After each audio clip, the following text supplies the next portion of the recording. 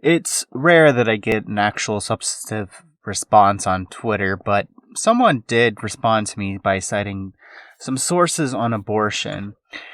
He did cite 5 different articles, so I can't respond to all of them, but I wanted to respond to one of the papers he cited because I think it'll give a good idea of how pro-choice people fail to understand the pro-life position. The article I'm going to be responding to is Killing Embryos for Stem Cell Research. I want to note, first of all, that the article spends a considerable amount of time ripping on George Bush, yes, the former president of the United States, for his religious positions on the Iraq War and embryonic stem cell research. So, that kind of gives you a pretty good idea of the political bias of the authors in the paper. Which is weird because, this isn't just a blog, it's a peer-reviewed paper. The idea that George Bush is somehow a representative of the philosophical defense of the pro-life side of the debate is laughable to the point to where it's clearly a straw man.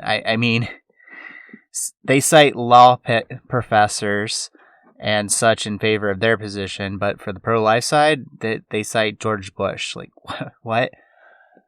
It's a sad indicator of philosophy today that ripping on Bush is considered to be peer-reviewed quality material.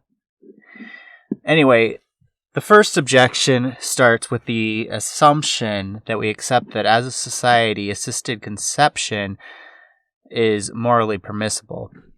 So I'm not going to address this argument because not only do I not accept that assisted conception is permissible, but the Catholic Church doesn't either. So starting with that assumption that we should accept assisted conception as moral is a non-starter. The second argument is regarding monozygotic twinning. Consider again the amoeba. When an amoeba divides, the original amoeba ceases to exist and is replaced by 2 qualitatively identical daughter amoebas. Similarly, when an embryo divides to form twins, if the division is symmetrical, the original embryo also ceases to exist. The original embryo cannot be identical with both twins, since one thing cannot be numerically identical with 2 things that are not identical with each other. And if the division is symmetrical, the original embryo cannot be one twin but not the other, for there is nothing about one twin to identify it as the original embryo that is not also true of the other. So the basic idea is that in a symmetrical division, there is nothing that makes one of the 2 organisms the original organism, but the other one, the new organism that split off. That presumably is because in the symmetrical division, there is no substantial difference between the 2 organisms, either in the composition of parts or in the process that they underwent. Now, of course, the underlying assumption here is that we identify individuals with something like the arrangement of their parts, whether that be a DNA, chemicals, organelles, or by the processes that they undergo. If you have watched some of my other videos on this topic, for example, a conservative response to transgenderism, you will know that this isn't really how Thomist identifies individual substances. Remember how I explained that a dog is still a dog even when it's missing a leg? That's because, even though a dog is a 4-legged animal, a dog isn't identified with its constituent parts or the processes by which they came to be. Since obviously a 3-legged dog would come to be by other processes than a 4-legged dog. A dog is identified by the form that limits its activity towards the natural end of having 4 legs, etc. And this is the dog's substance, since that is what remains the same throughout the process of change. So again, this article is making assumptions that Thomists and Aristotelians more broadly are simply going to reject. One of the two organisms could have the same substantial form and have no difference in the arrangement of parts or of the processes that lead to the production of that embryo. That doesn't mean that it's the case that the original person did survive, but it could be the case. And you can imagine a similar scenario with adult humans. Even if you split a person in half, and somehow both halves survived and end up developing into distinct persons, it simply wouldn't follow from the fact that we cannot determine which of these two individuals was the original person that the original person no longer exists. It does follow that there would have to be at least one new substantial form for one of the persons, since before there was only one, but it doesn't follow that there could not have been a preservation of the original person throughout this process of change. Now, the author tries to argue from this that it would follow that if a person ceases to exist whenever two persons begin to exist in the process of symmetrical twinning, then we should think that it's a great evil for twinning to occur, since, the original person ceases to exist and the two new persons come to exist. Then he says that no one believes this, so it must not be the case that symmetrical twinning involves the ceasing to be of a person. And if it doesn't involve that, then the original embryo wasn't a person. I really don't like this way of arguing on so many different levels. First, who cares what people think about the goodness of twinning? Maybe the reason people think twinning isn't bad is because they don't agree with the argument that you presented, or have never heard the argument that, twinning involves the ceasing to exist of the previous person. I, for example, don't agree with your argument, so to me, it's not a bad thing. But if I did agree, I would not insist that my original intuitions about twinning are correct. I would change my mind in light of the argument and hold that, yes, symmetrical twinning is bad because a person ceases to exist. I just don't believe that that's true. There's no reason for me to conclude instead that there must not be a person because my feelings don't agree with it. Feelings should not be held above rational arguments. Furthermore, if you apply the same reasoning to adult twinning, you could say that if we split symmetrically an adult human in two, then two adult humans cannot be one twin but not the other, for there's nothing about one twin to identify it as the original adult human being that is not also true of the other. Thus, it would follow that either the original person ceases to exist or there was no person to begin with. It would obviously be absurd to say, well, I guess the original person never existed because I don't feel like adult twinning is a bad thing. But this is exactly what the argument that the author's presenting is saying, and it's just a really bad argument. The author then argues that a human being has to have sufficient differentiation and coordination among the cells for it to be a human being. And the original embryo doesn't have these sufficient conditions, so it isn't a human being.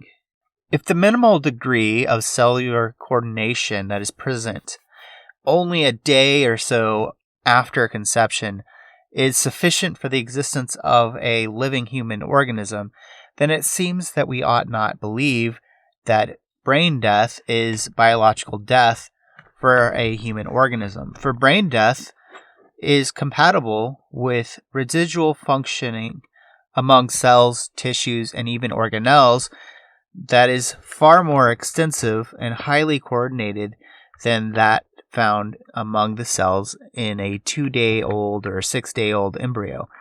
Instead, the level of coordination among the still living parts of the brain-dead human organism that is given certain minimal forms of external support, such as mechanical ventilation, is immeasurably higher than that found among the cells in an early embryo, which is also dependent on life support from the maternal body.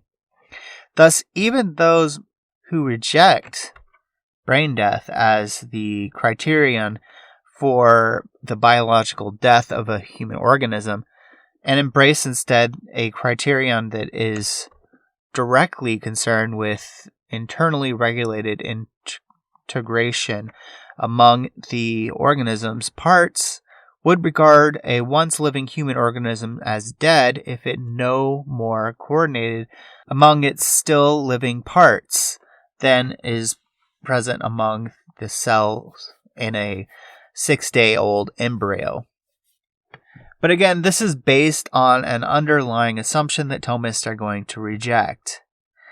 If we think it is the natural ends, which are determined by the substantial form of a human, that make a human being what it is, it isn't the differentiation and the coordination amongst the cells, because again, you can lose those features and still remain the same thing. A male is an organism with the gametes that fertilize a female's gametes, for example, but a male child does not have those gametes, let alone differentiation and coordination between them, until after puberty. They do, however, have the natural ends of having those gametes, and so we define males based on their substantial form that gives them these natural ends. An embryo plausibly has those same natural ends that an adult human being has. That is, it seems that an embryo has a natural tendency from a single cell to an adult human being. The entirety of the embryo's development, while dependent on additional matter for its growth, that matter does not give the embryo its form of being a human being. The glucose, say, which is added to the fetus, does not come with a part of humanness or anything like that, which makes the embryo human. Rather, it is the embryo that gives the form of humanness to the material parts, such as glucose. The entirety of the reason why an embryo becomes a human rather than some other organism, in other words, is due to the intrinsic nature of the embryo and not the nature of glucose or any other material part which is used in the development of the fetus. So, it seems that the embryo has the same substantial form that an adult human being has, which means it is the same human person throughout its development. And if you define a human being in this way, the author's problem of death doesn't apply. A human organism ceases to exist at the moment it no longer has the natural tendency towards the ends human beings have. Whether that's at brain death or otherwise, it doesn't really matter. But at some point, a human being no longer has that natural tendency towards human ends, and so it is no longer a human being. Again, Thomists and Aristotelians are simply going to reject the underlying assumption the author is making about what makes a human person a human being, and thereby reject his argument. The author then proceeds to argue that basically, well, if person A's brain were transplanted into person B's body, then we could say person A's body ceases to exist, while person A would continue to exist. And person B would could cease to exist, while person B's body would continue to exist. He concludes from this that the person is not the human organism. I think what he means by this is that the human being is not the organs other than the brain. It's not 100% clear, but that seems to be what he's saying. But this, of course, is just starting from the false assumption from the Thomistic perspective that the properties of a human organism, that is, the organs, etc., are what the human organism is. A Thomist and Aristotelian are going to say that the human organism is the substantial form that creates the tendency towards human natural ends. Person A continues to exist while person B does not, because person B no longer has a substantial form with the natural end towards life, but person A does have that natural end, thus the substantial form, which causes it to have the natural end. The fact that the person can continue to exist in theory, if you continue to keep the brain alive, does not prove that the brain itself is what the person is. It doesn't prove that the person does not include the organs. It just proves that the substantial form can exist without the organs. And actually, it probably can exist without the brain too, but that's another issue. Anyway, the author also presents an example of twins that are conjoined such that they share the same organs other than the brain. And he proceeds to claim that because they share in the same organs but are different persons, it cannot be the organs that make them different person. But again, Thomists are not going to claim that the organs make them different persons. So this argument has no force against the Thomist position. What is the author trying to argue here, though? He's trying to argue that we are not human organisms because human beings can exist without these organs, and so forth. So it doesn't follow from the fact that an embryo is a human organism that it is a human being like we are. But if you reject the idea that properties are identical to what a human being is, then you're going to reject this argument. It doesn't matter that the human being doesn't have organs, just as it doesn't matter that a male child doesn't have gametes that fertilize female gametes. What matters is that they have these properties as natural ends. And so we can still properly say that a human organism has organs, as a male has gametes, and a dog has 4 legs, even if it doesn't in fact have them right now, since this is just referring to what is proper for these things, given their natural tendency towards the ends that it has, given its substantial form. The article then argues that we are not souls, but a lot of Thomists, or at least, are not going to argue that we are souls.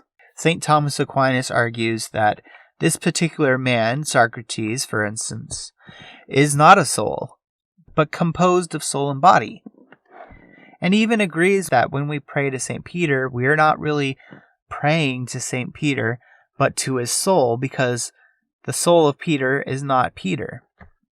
Though he argues that we can still pray to Peter in a sense because we are praying to his soul, in any case, the position St. Thomas Aquinas holds to is that we are body and soul composites.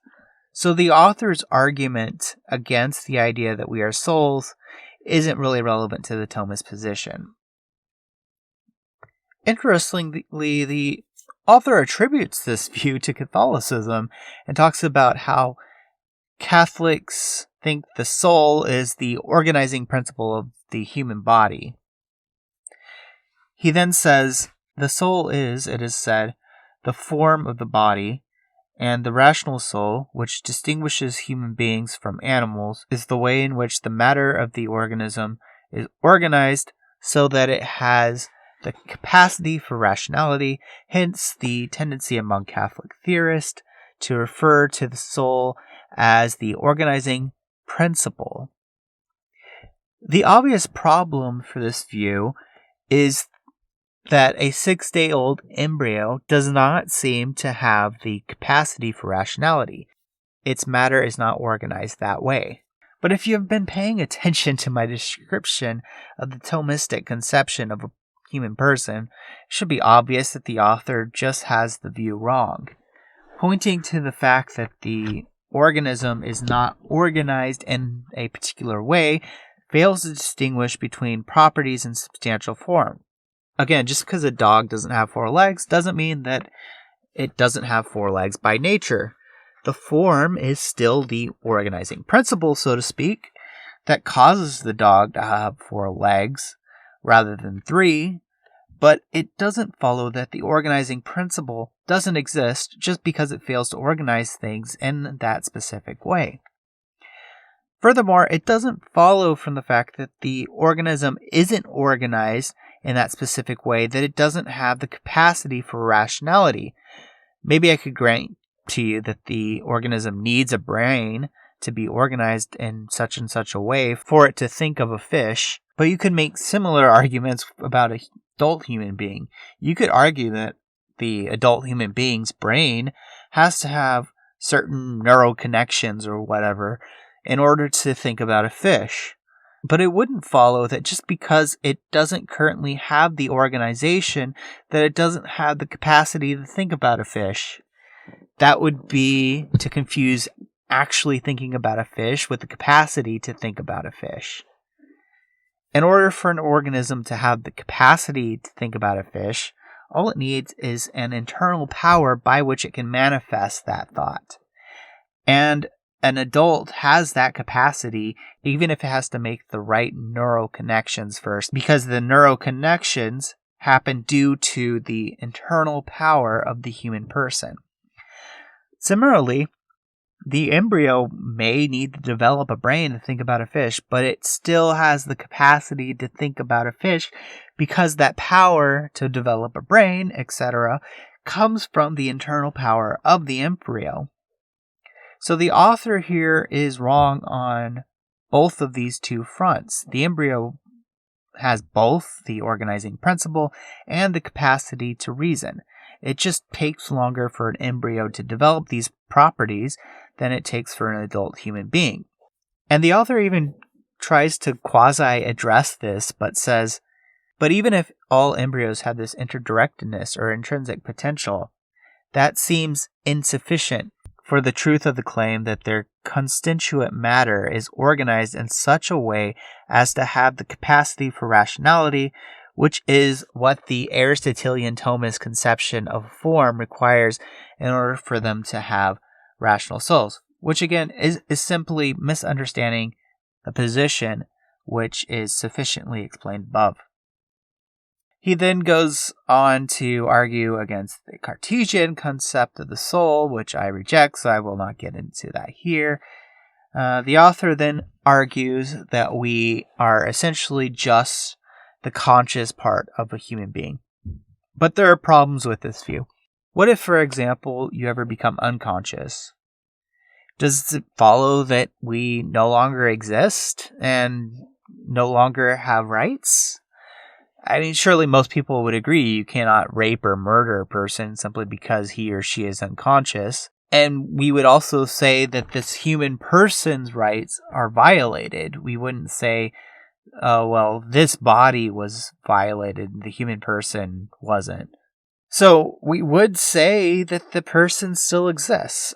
I suppose for this reason, the author includes the idea that if the person could be revived, then the person is still a person. But then it just seems that he holds a similar position as the Thomist in a sense. It's just the natural tendency towards that end, which is the same as a capacity to be conscious.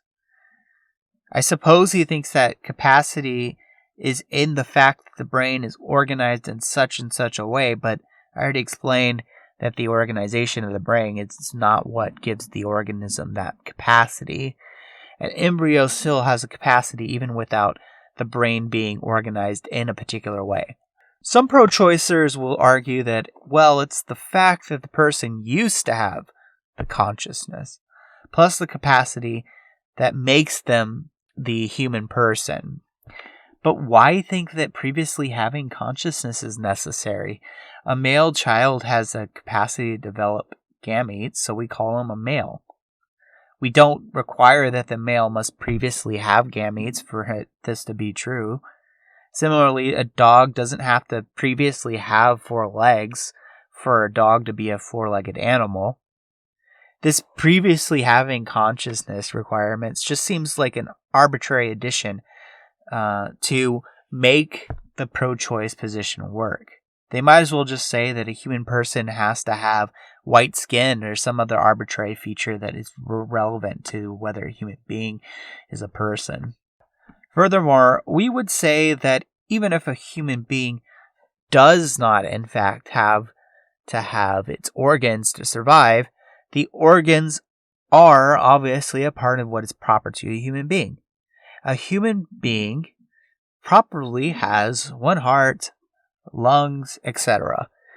This only makes sense if your definition of a human being includes these features. The author rejects this because you can have a human being without these features, but by the same logic, it would lead to the conclusion that a dog isn't a 4-legged animal, which is absurd. If we adopt the view, on the other hand, that we define things by their substantial form, that gives them the natural tendency towards these ends, we can define a human and a dog in these ways, and none of the author's objections hold. The rest of the arguments are based on these false assumptions, so I will just stop here. The other articles the Twitter user cites do not seem to be any better than these points to me, and in fact they're much worse from what I saw. So I'm not going to waste my time addressing them. I think what we should do from here is, if you think there's something in some other article that addresses my position and not misunderstands it, then feel free to cite that article to me and I will address that one as well. Thanks for watching.